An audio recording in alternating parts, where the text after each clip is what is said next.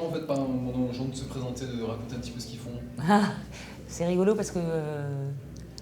On a une nouvelle expérience là-dessus.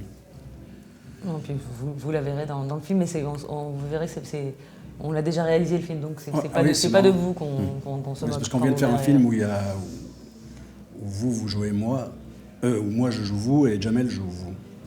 Et Agnès joue Agnès. Et moi je joue une interviewée et on me demande d'abord de me présenter. Et le mec dit présentez-vous, etc. Et donc elle lui dit, vous verrez le film, monsieur, mais tu as raison. Oui. Alors on se présente donc exceptionnellement ou pas du tout? Bah si, moi je m'appelle Agnès Jaoui et en ce moment je suis donc en train de mixer le dernier film qu'on a écrit avec Jean-Pierre Bacry, donc voilà, je le présente. Ça fait plaisir que tu me présentes. Ouais. Qui s'appelle Parlez-moi de la pluie. Voilà. De la télé libre, celle-là? Ouais. Moi je trouve que c'est bien né, je trouve que ça y a beaucoup de... Il y a une utopie intéressante. Je dis utopie parce que libre, pour moi, ça ne veut pas dire grand-chose. Parce que la liberté, c'est tout à fait relatif. On sait très bien qu'on est tout sauf libre. On n'est pas libre, par exemple, de ne pas manger, de ne pas dormir. On n'est pas libre de circuler. Il y a des feux rouges, il y a des lois, des règlements. Et donc la liberté, ça ne veut rien dire. Comme plein de mots, comme plein de grands mots que je trouve personnellement creux, justement parce que c'est des fourre-tout. Mais comme utopie, c'est-à-dire vu comme ça la télé libre, c'est-à-dire on comprend évidemment ce que ça veut dire, je ne suis pas un imbécile, donc je sais bien que la télé libre, ça représente une télé indépendante qui s'affranchit des lieux communs, de la langue de bois, qui va par exemple éviter de relayer des rumeurs, qui va éviter de se vautrer dans la vie privée des gens, sous prétexte de le dénoncer bien entendu, mais tout en ajoutant une pierre au monstrueux édifice. Voilà, je dirais tout ça, qu'une télé libre, c'est ça. Donc si on peut déjà faire ça, si on peut être honnête et un peu au-dessus de la mêlée, c'est-à-dire de toutes les autres télés, ce serait déjà énorme et gagné. C'est pour ça que par sympathie, on y a cru à cette utopie, parce que John-Paul Lepers, je le revois à l'époque de Canal, c'est le seul que je voyais faire ça. C'est typiquement le journaliste indépendant qui va poser une 4e fois la question quand il estime qu'on n'a pas répondu ou qu'on a répondu de la langue de bois. Donc on avait beaucoup d'admiration pour ce mec qui ne lâchait pas sa proie, et on avait vraiment l'impression d'avoir affaire à un vrai journaliste. C'est ça, non? Oui, sur la liberté, je suis plus ou moins d'accord, mais autrement, oui, pour la télé libre, et ce que j'en connais, je suis d'accord avec ce que tu viens de dire.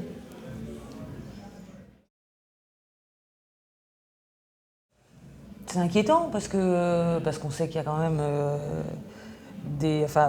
elle est justement a priori de moins en moins indépendante, ne serait-ce que parce que les journaux sont rachetés de plus en plus par quelques puissants, quoi. Donc à partir de là, on peut s'inquiéter sur... Voilà, des puissants qui sont les amis intimes du président de la République, donc ça peut inquiéter, effectivement. Après... Après, la presse...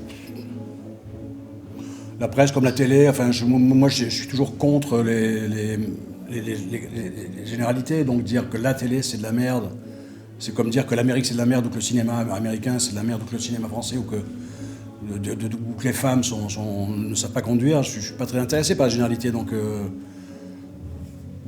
il y a de la bonne presse, il y a de la bonne presse, il y a de la bonne radio, il y a des bonnes télés. Moi je trouve dans la télé des choses, des documents, des films, des matchs de foot qui m'intéressent, et je suis content que la télé me les montre. Il faut choisir simplement. Si on est juste une paire d'yeux et d'oreilles qui la bouche ouverte, qui écoute tout ce qu'on leur propose, c'est le problème des gens de discerner ou pas. Mais je trouve que l'état de la presse, il est comme partout, comme dans toutes les démocraties, c'est-à-dire à peu près une presse à peu près vivante, quoi. Et pour tout ce qui est lamentable, c'est une habitude. Il y a partout des journaux lamentables, et des films lamentables, et des gens lamentables.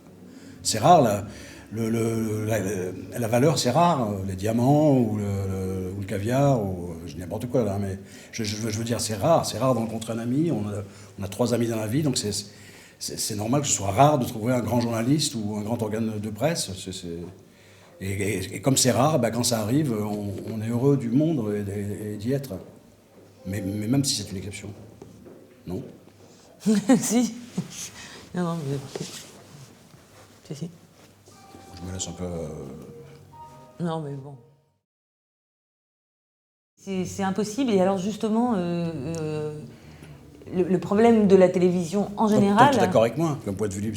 Oui, mais on est toujours inféodé à son milieu, à ses convictions. Oui, c'est ça. Oui, mais surtout, le problème de la télé, et c'est aussi, je pense, pour ça que d'abord il a réagi en ayant envie de répondre, c'est que à partir du moment où on s'exprime à la télé ou dans un média, et particulièrement à la télé, on est récupéré dans la seconde, quoi. Voilà. Je sais que là, je suis intervenue pendant intermittent, donc ça y est, j'ai été cataloguée à partir de... Enfin bon, etc., etc. Et en même temps, maintenant je m'en fous. Voilà, demain, je vais distribuer des tracts à l'entrée des Césars. Et si on se dit, ah bah, c'est encore la gauchiste de service ou je sais pas quoi, je m'en fous. Il ne faut pas non plus que ça nous empêche de faire des choses. Mais d'un autre côté, c'est extrêmement difficile, surtout que la télé, ça va hyper vite, qu'il faut être un professionnel de la parole pour pouvoir s'exprimer et dire ses idées quand on a envie de les dire, et que c'est ce qui, moi, me rend malade la plupart du temps quand je regarde la télé, c'est que...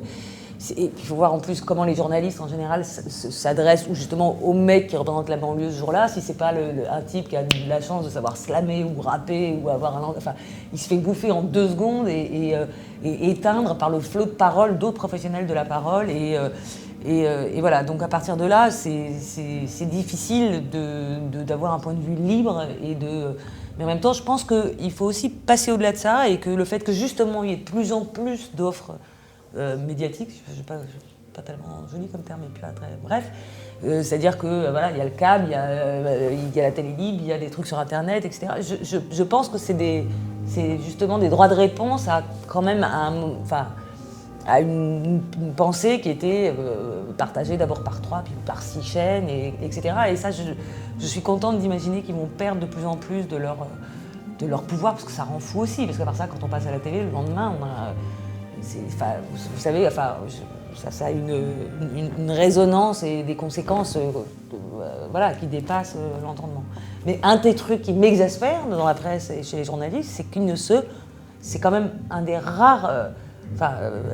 une corporation qui ne se remet pas en cause, quoi. Rare, je ne suis pas sûr que ce soit rare, mais c'est vrai que c'est particulièrement... À partir du moment où ils ont le dernier mot... Voilà, c'est ça, ils sont journalistes, oui. Non, c'est dur de se remettre en cause et dire que j'ai eu tort ou j'ai merdé, c'est dur pour tout le monde.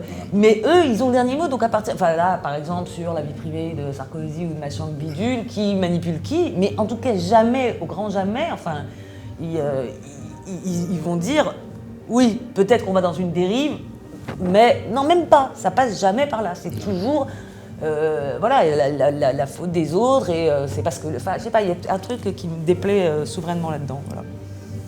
Donc je sais pas si mon point de vue est plus libre que les autres, mais voilà. Il me semble, ça ouais. Oui, c'était pas terrible en fait. Si, très bien.